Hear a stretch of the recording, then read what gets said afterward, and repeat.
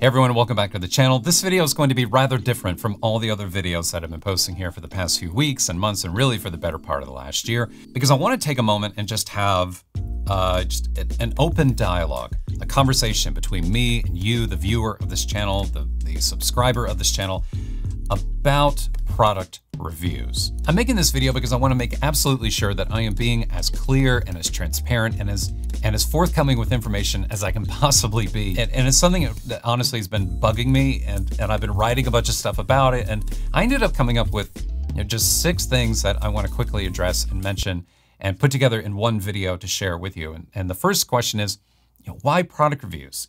Of all the things that you could do and produce, why products? Why do I choose to review products on this channel? Obviously, 2020 I think was a very challenging year for a lot of people. Enough said, right? I mean, you don't need to go into that. But for me personally, what kind of ended up happening is that I wasn't able to be producing as much photography as I expected or that I wanted to.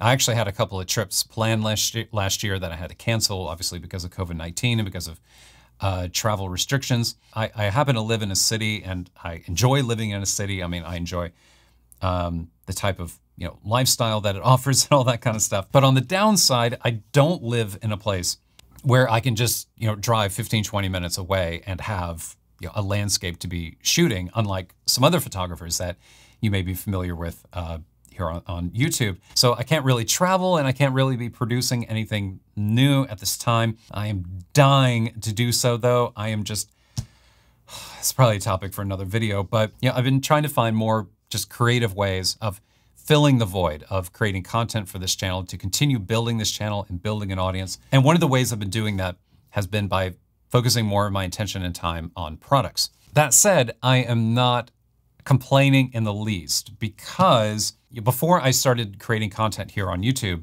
my professional career was in software design, development.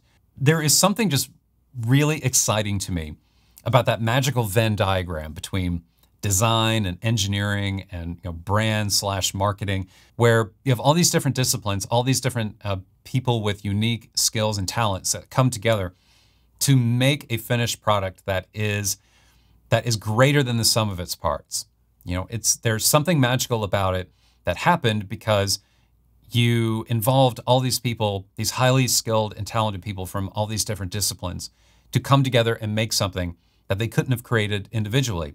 I'm considerate and thoughtful, I hope, about all the different things that have gone into the development of it, not just the utility and the usefulness of it, but also the design and the experience of it as well. And I think for me, that is kind of one of the unique things about my background, is that, yes, I love creating video content, and I love landscape photography and creating images and processing images and all that. And I've made plenty of videos about that. But part of my brain and part of my experience is also in the product world. For me, it's actually a natural extension of who I am and what it is that I'm passionate about and interested in, and what it is, quite frankly, that I guess I feel like I have some qualification to be reviewing. It actually hasn't been that much of an inconvenience, because it is something that I enjoy doing. It's something that, quite frankly, I'd be doing anyway. Even if I was out just creating images all the time, I would still want to be doing product reviews. I just probably wouldn't be doing as many as I have been doing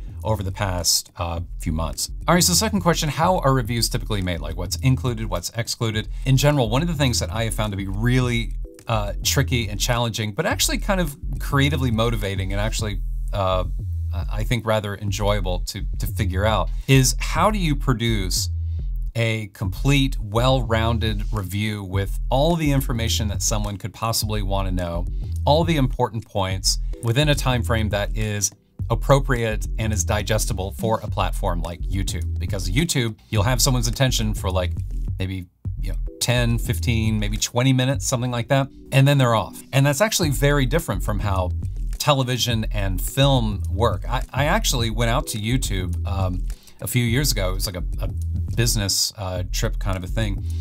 And we had this presentation given to us with all these charts and graphs and analytics, and it was fantastic. They showed the typical curve, the typical rise and fall of flow and of action that you find like in film or television, and they compare that to YouTube, the attention span of your audience, like it's highest right at the very beginning when someone hits play, and then it's nothing but downhill from there. Like it just drops off a slope, unlike television and film, which kind of goes like this. So one of the things that I always try to do in my reviews is to be mindful of people's time and to ensure that whatever it is that I choose to include is included with intent, because it would appear to be something that would be useful, something that people would actually be interested to know. Like my first edit of it could be like 30, 40 minutes in length. And then I have to figure out and go back through and figure out, how do I cut that in half or like a third of it? Just something to get it into a more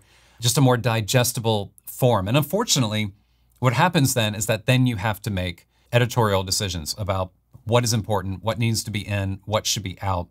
It's that whole thing of like killing your darlings, right? I mean, even if you feel it in your gut and you think it is important and you think it should be included, you know that in a way it's going to backfire on you if you include it, because then you're actually being disrespectful of the audience and their time by including it, because you're just making the entire review too long. Question number 3, so where do products come from? Well, one way obviously is just to go out and buy them. I mean, because, like you, I buy gear and I use it, and if it's something of value, if it's something that I think is worth talking about and worth reviewing, then I'll make a video about it. Other times I will receive a product for a review because I reached out to a company directly and requested it. I requested a review copy. In case you're curious to know, the vast majority of the time, those emails are not responded to. And I can't blame them. Because it is a cold call, but it's always worth trying. I have found like the smaller the company, the easier it is oftentimes to get through to someone. The larger you are, it's kind of like forget about it.